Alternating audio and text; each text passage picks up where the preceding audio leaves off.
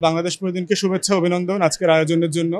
আমি যে কোনো গণমাধ্যমকে বারবার যে কথাগুলো বলি যে গত 16 বছরে গণমাধ্যমে সবার ভূমিকাগুলো কালেকটিভলি রিভিউ করা দরকার, যে আমরা সবাই কালেকটিভলি দেশের পক্ষে, রাষ্ট্রের পক্ষে, গণতন্ত্রের পক্ষে, গণ অভ্যুত্থানের পক্ষে, মুক্তিযুদ্ধের আকাঙ্ক্ষার পক্ষে থাকতে পেরেছিলাম কিনা। যদি না পেরে থাকি, কোথায় কোথায় আমাদের ভুল হয়েছে, ত্রুটি হয়েছে, সেগুলো আমাদেরকে অনেস্টলি রিভিউ করা দরকার।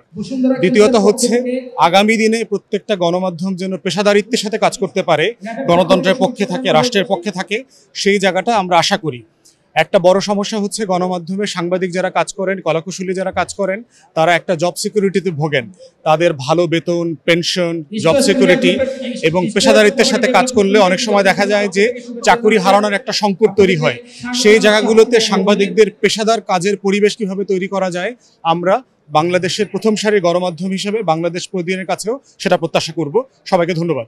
বিএনপি অথবা এনসিপি কাউকে কিংস পার্টি মনে করি না। এই কারণ হচ্ছে তারা লম্বা লড়াই, আন্দোলন, সংগ্রাম, ত্যাগ, হাজার হাজার নেতা কর্মীদের জীবনের বিনিময়ে দিয়ে তারা আসলে তাদের রাজনৈতিক বৈধতা অর্জন করেছে। অতএব যে রাজনৈতিক দল এবং নেতাদের রাজনৈতিক বৈধতা লড়াইয়ের মধ্য দিয়ে তৈরি হয়, তাকে কিংস পার্টির তকমা দেওয়াটা ন্যায্য না।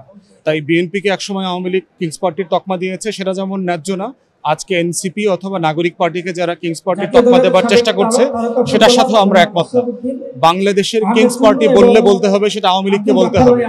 যারা বাংলাদেশে শেখ পরিবারের জমিদারি বন্দোবস্ত কায়েম করেছিল, ওরা হচ্ছে কিংস পার্টি। যারা ভোট ছাড়া, গণতন্ত্র ছাড়া, নির্বাচন ছাড়া বাংলাদেশে একদলীয় শাসন ব্যবস্থা কায়েম করেছে, তারা হচ্ছে কিংস পার্টি। যারা বাংলাদেশে বসে এই রাষ্ট্র এবং এই জনগণের স্বার্থকে বিকিয়ে দিয়ে ভারতের দাসখত তৈরি করেছে, গোলামি তৈরি করেছে, তারা হচ্ছে কিংস পার্টি।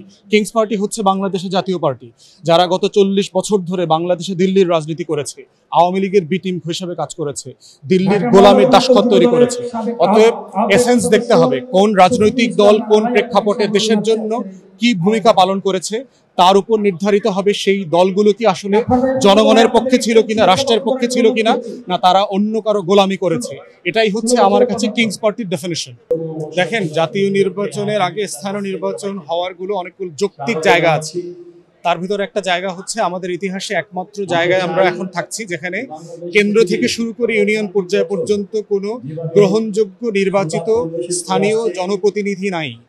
না থাকবার কারণে যেটা হচ্ছে যে রাষ্ট্রের যে ন্যূনতম সেবার জায়গাটা আছে, সেই সেবাটা লঙ্ঘিত হচ্ছে, সেটা ডেলিভার করা যাচ্ছে না। আপনি জানেন, উপজেলা পরিষদ, পৌরসভা, সিটি কর্পোরেশন অলরেডি ল্যাপস করে দিয়েছে, কলাপস করে হয়ে গেছে। ইউনিয়ন পরিষদে আওয়ামী লীগের নেতাকর্মীরা সবাই পলাতক জীবনযাপন করছে। তো সেই বাস্তবতায় একটা নির্বাচিত জনপ্রতিনিধি তৈরি না হওয়া পর্যন্ত এই সেবাকে কোনোভাবে এনশিওর করা যাবে না। বাট এক্ষেত্রে একটা গ্রহণযোগ্য ব্যাপার হচ্ছে জাতীয় রাজনৈতিক দলগুলোর একটা ঐক্যমত এখানে জরুরি, তারা কোনটা চায়।